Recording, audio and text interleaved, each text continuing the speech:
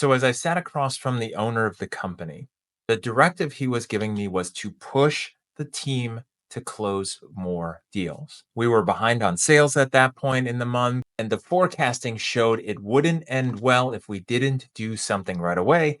The mission was clear. When I walked out of his office and headed back to mine, I thought about what could be done to increase deals. We need more results and we need them now. Should we run a big contest with some giant prize attached? We're bribing them to work hard, but what would usually only work for some people and not everyone, since only a few people are going to do well, and they generally win most of the contests and prizes within a team, and generally actually leaves everyone else worse off feeling about themselves and their performance, and actually makes things worse if you look at the whole. So contests were out. That would only help short term, but really not long term. What we needed was the team to focus on each call, enroll each opportunity possible, and actually make their follow up calls. Crazy enough, crazy thoughts, right? In listening to the calls, most of the team, minus the few top reps that were really solid, weren't doing everything that they needed to be doing, that they should be doing, that they even knew was the best thing to do. It's like they had it, but then they lost it. Now, default management mode and directives are to push the team to do some combination of contests and spiffs, which are bribes, motivate with some kind of hype speech, like in the beginning of Gladiator or the one from Braveheart, or threaten in a you better get your blank together and close some deals, or we are shutting off the leads and sending everyone home. Again, that doesn't work long term. It's good for short term activity bursts and maybe results, but people get used to it, both the threats and the bribes. So here's the key: stop pushing and start pulling. You know what people don't like about their manager? When they feel micromanaged. They feel like someone is nagging them, picking at them, holding them accountable for potentially unreasonable activities or deliverables on a time frame that doesn't seem possible.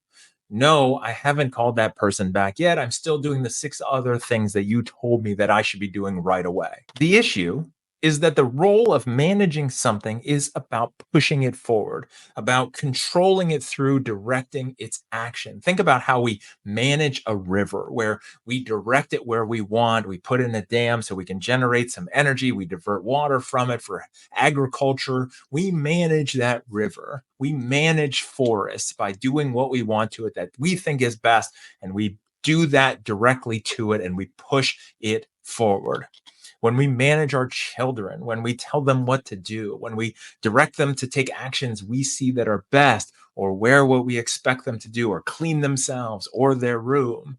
When we manage, we are trying to exert our will most of the time through force and action to get the results that we want. Now, let's compare that to leadership. When you lead someone or something, like a group, you are pulling them along. You set a direction and they follow you. There is a lot to being a great leader, but for now, I want you to understand the fundamental difference.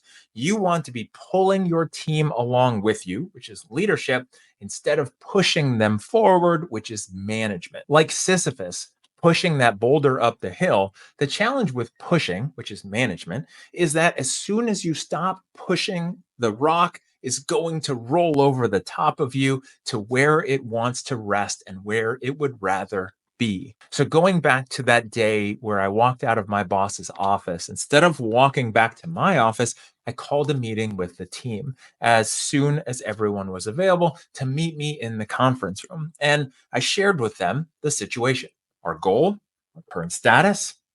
Like a halftime speech, I shared with them we were getting our butt kicked out there and we needed to turn things around or we were going to lose. I then asked them for feedback.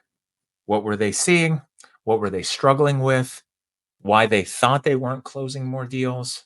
Now, keep in mind, this can be a very dangerous can of deadly worms to open because it could turn into a complaining, finger pointing victim fest. In this case, the team knew that I valued their opinions and that I also knew I never asked that question for their feedback without having done my own research and looked at the insights into the factors causing low enrollments.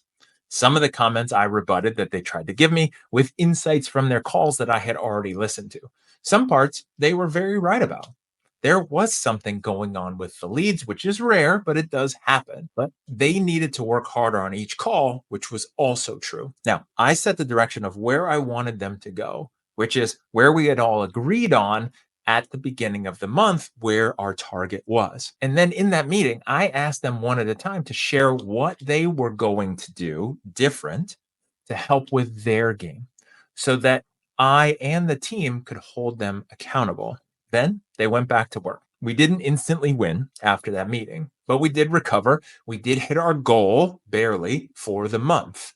The halftime speech was effective and important in resetting the team so that we could win.